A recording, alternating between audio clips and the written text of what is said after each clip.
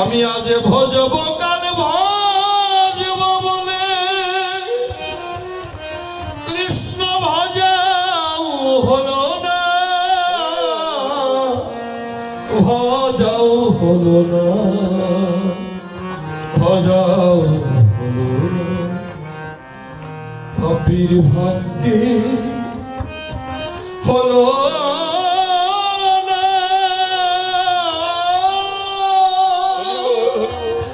আমার কৃষ্ণ ভজনা।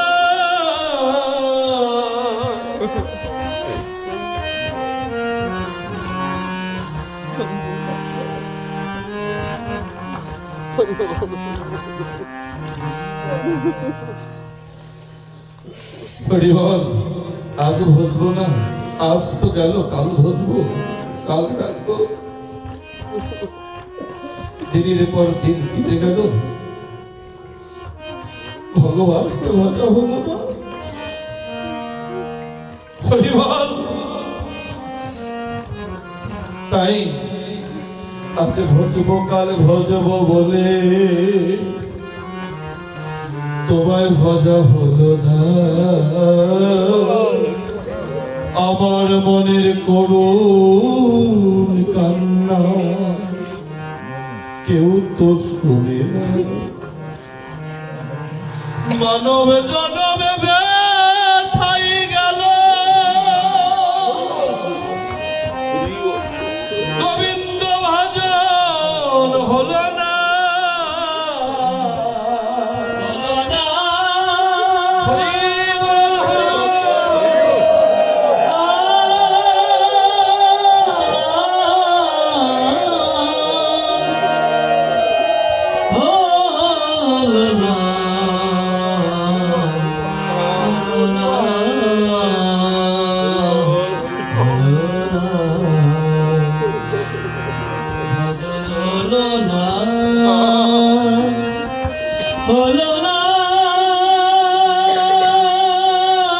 হরে কৃষ্ণ। তাই তুমি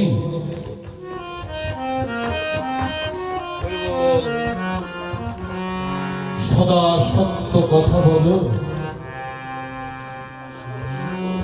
পরনিন্দা বর্জন করো। পরনিন্দা বর্জন হলে তোমার এই ডাক ভগবান শুনবে। তাই বললেন,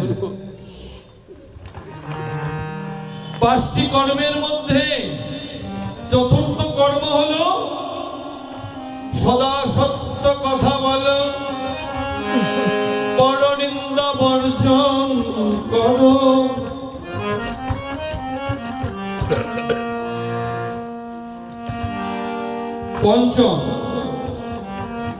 পঞ্চম কর্ম হলো সম্পূর্ণরূপে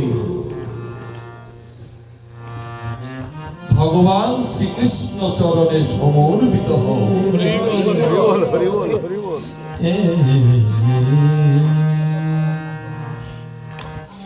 সম্পূর্ণরূপে ভগবান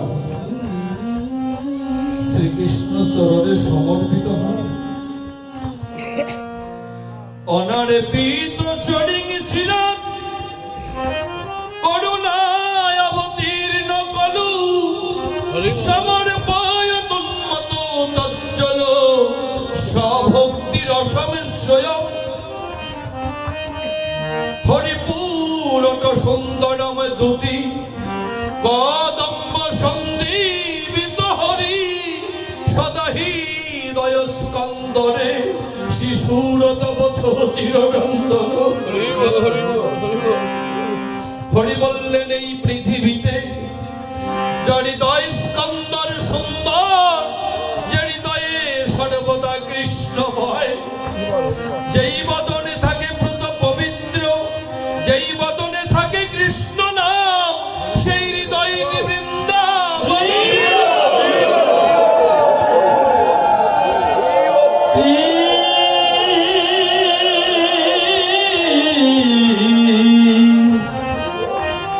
Krishna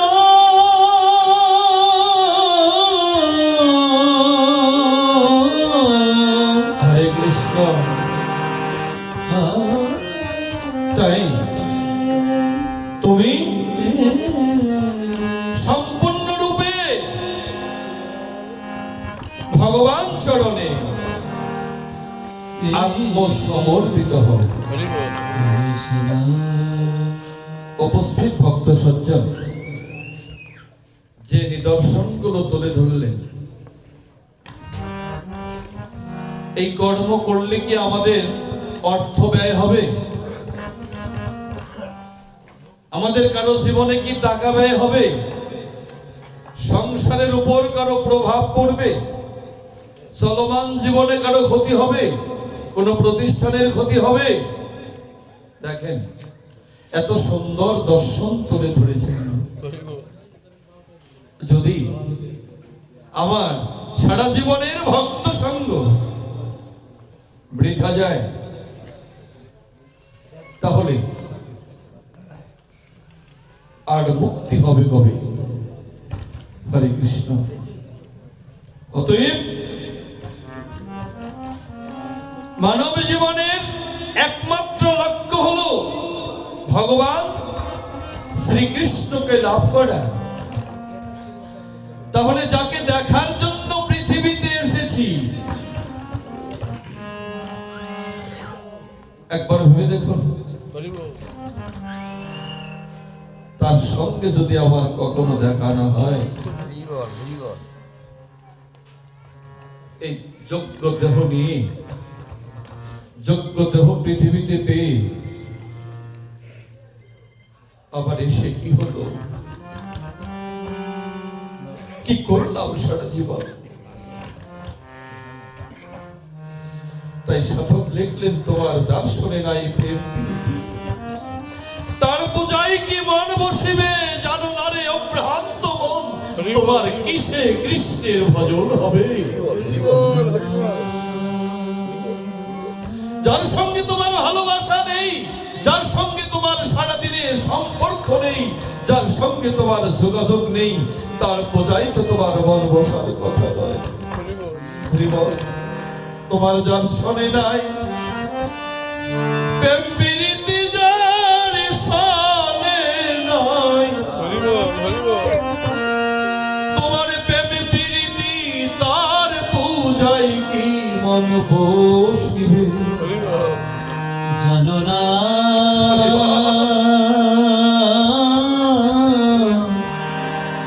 অভ্রান্ত মন, কিসে কৃষ্ণের ভজন হবে? হরে কৃষ্ণ। আপনারা বৃন্দাবন লীলা, মথুরা লীলা, অনেক লীলায় আস্বাদন করেছেন। পূর্ব জন্মে থাকে যদি সাধু সংস্কার, পরবর্তী জন্মে হয় বৈষ্ণব আচার। এই জীবনে আমি যাহা করে যাব, পরবর্তী জন্মে তাহার প্রাপ্তি আমাকেই ভোগ করতে হবে। ভগবান শ্রীকৃষ্ণ আবির্ভূত হয়েছিলেন কোথায়? কংসের কারাগারে, দৈবকীর জঠরে, এই তো জানি, গর্ভসিন্ধু মাঝে। আসলে ভগবান কি যোনি সম্ভবা? ভগবান শ্রীকৃষ্ণ অযোনি সম্ভবা, তবুও নিজ মায়া বলে কংসের কারাগারে অবতীর্ণ হয়েছিলেন। এখন ভগবান আসবার পূর্বেই তার শত্রু পৃথিবীতে তৈরি হয়েছিলেন। আর আমরা মানুষ, আমরা তাকে ভালোবাসি, আমরা তাকে অনুসরণ করি। আমাদের তিনি প্রাণ পুরুষ, আমাদের সকল জীবের তিনি স্রষ্টা। আমাদের উপর তো আঘাত আসতেই পারে। ভগবান শ্রীকৃষ্ণ পৃথিবীতে আসার পূর্বেই তার শত্রু তৈরি হয়েছিল, তার আপনজন। হরে কৃষ্ণ। পৃথিবীতে আপনজন ভগবানেরই শত্রু ছিলেন। কখন তিনি আসবেন, আসবার পূর্বেই তিনি তৈরি ছিলেন। হরে কৃষ্ণ। আর আমরা মানুষ, ক্ষুণ্ণ স্বার্থে ব্যাঘাত হলে ভগবানকে দোষী। তোমার এত দয়া, এত করুণা, তোমাকে এত ডাকার পরে আমার এত ক্ষতি হয়ে গেল। হরে কৃষ্ণ। প্রয়োজনে অপ্রয়োজনে ভগবানকে আমি আমার অধীন করে রাখতে চাই।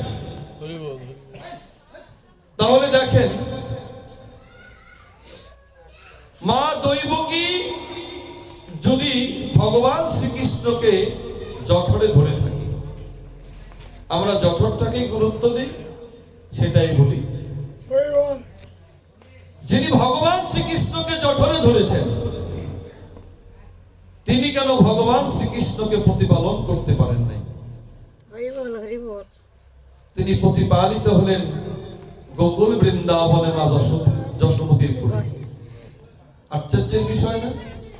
যিনি ভগবানকে পেয়েছেন, ভগবান রূপী সন্তানকে পেয়েছেন, তার হস্তগত শৃঙ্খলে আবদ্ধ করে বক্ষে পাষাণ বেঁধে ফেলে রেখেছিলেন কংসের কারাগারে। ভগবান ইচ্ছা করলে কারামুক্ত করতে পারতেন না আসবার পূর্বে? কেন করেননি? বৃন্দাবন লীলা বিশ্রামন্তে যখন মাতা দৈবকী দুটি পা দুটি হস্ত শৃঙ্খলে আবদ্ধ করে বক্ষে পাষাণ বিতন্ন করে যখন বেঁধে রেখেছিল, কৃষ্ণ কৃষ্ণ কৃষ্ণ বলে কেঁদে কেঁদে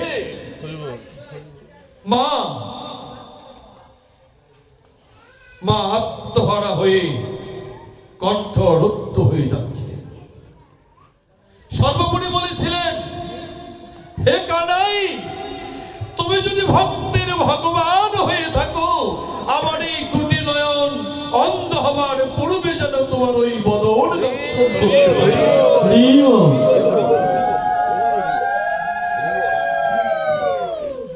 হরে কৃষ্ণ। তখন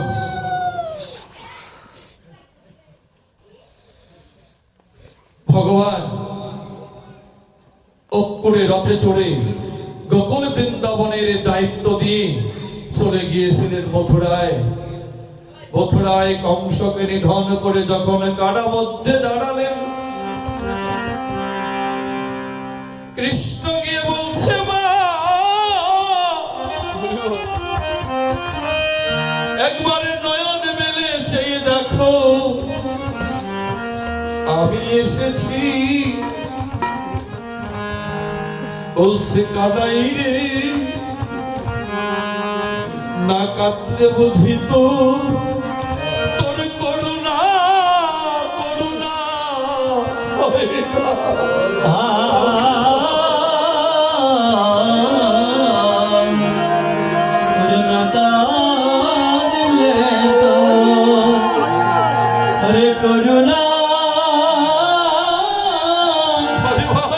আরে করুণা হয় না।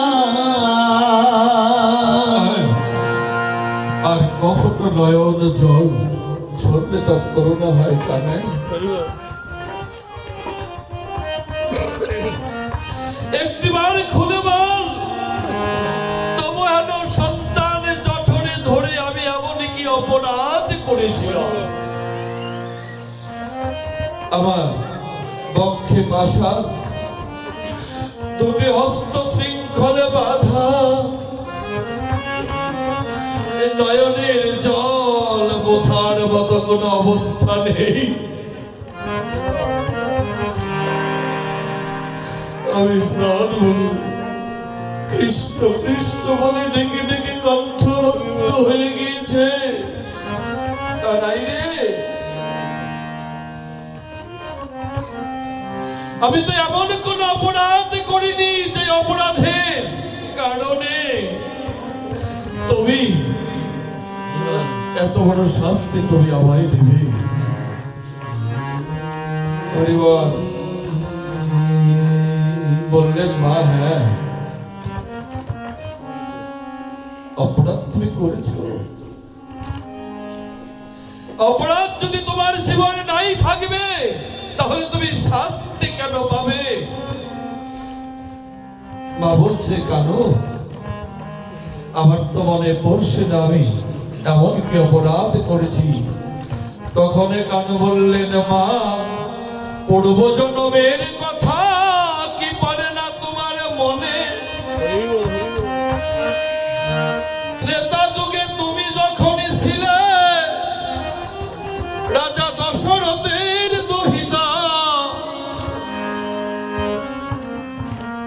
রামচন্দ্র ভগবান রূপে তোমার গৃহে গিয়েছিলাম, তুমি হয়েছিলে আমার বিমাতা। তুমি স্বার্থ লোভে অন্ধ হয়ে আমাকে পাঠাইয়েছিলে বনবাসে। সেই দিন তুমি স্বার্থন্যাসী হয়ে লালসার শিকার হয়ে সন্তানকে ভগবানকে তুমি চিনতে পারো নাই।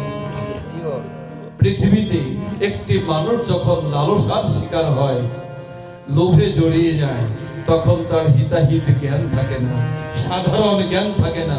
সে প্রাপ্তির লক্ষ্যে মহা অপরাধের পথে চলে, বুঝতে পারে না। হরে কৃষ্ণ। ও মা, তুমি রাজা দশরথের দহিতা হয়ে আমার বিমাতা হয়ে সেই দিন তুমি আমাকে বনবাসে পাঠিয়েছিলে। আমি যটা ব্যাকুল পড়ে সেই দিন পিতার প্রথম সন্তান হয়েও আমি পিতার কর্তব্য কর্ম করতে পারি নাই। সেই দিন বলেছিলাম, মা, আপনজন হারানোর যে কি ব্যথা। ও মা, আপনজন হারানোর যে কি ব্যথা। একটি মা সন্তানকে দূরে রেখে যে কত সুখে থাকে, কোন একদিন হলেও তুমি বুঝতে পারবে। হরি বল। এই পৃথিবীতে আপনজন হারানোর ব্যথা যে হৃদয়কে স্পর্শ করেনি, সে কখনো বুঝতে পারে না। তাই সেই দিন আমি বলেছিলাম, মা, তুমি স্বার্থন্যাসী হয়ে আজ ভগবানকে যখন তুমি চিনতে পারোনি, সেই দিনই তুমি চিনতে পারবে। ভগবান রূপী সন্তানকে তোমার বক্ষে ধরে তবু যখন তার সঙ্গ থেকে তুমি বঞ্চিত হবে, সেই দিন তুমি তোমার হারানো ব্যথা বুঝতে পারবে। দেখেন, জন্ম জন্মান্তরে পূর্ব জন্মে যদি থাকে সাধু সংস্কার, পরবর্তী জন্মে হয় বৈষ্ণব আচার। পূর্ব জন্মে মা স্বার্থন্যাসী হয়ে লালসার শিকার হয়ে যে অপরাধ করেছিল, পরবর্তী জন্মে ভগবানের রূপ সন্তানকে জঠরে পেয়েও শাস্তি তাকে ভোগ করতেই হয়েছে। তবে তিনি উদ্ধার পেলেন কি করে? এত কষ্ট পাবার পরেও কৃষ্ণ নামে তিনি ছাড়েনি। অনাহারে কত দিন কেটে গিয়েছে, এক এক করে স্ত্রী সন্তান তার জীবন থেকে কেড়ে নিয়েছে।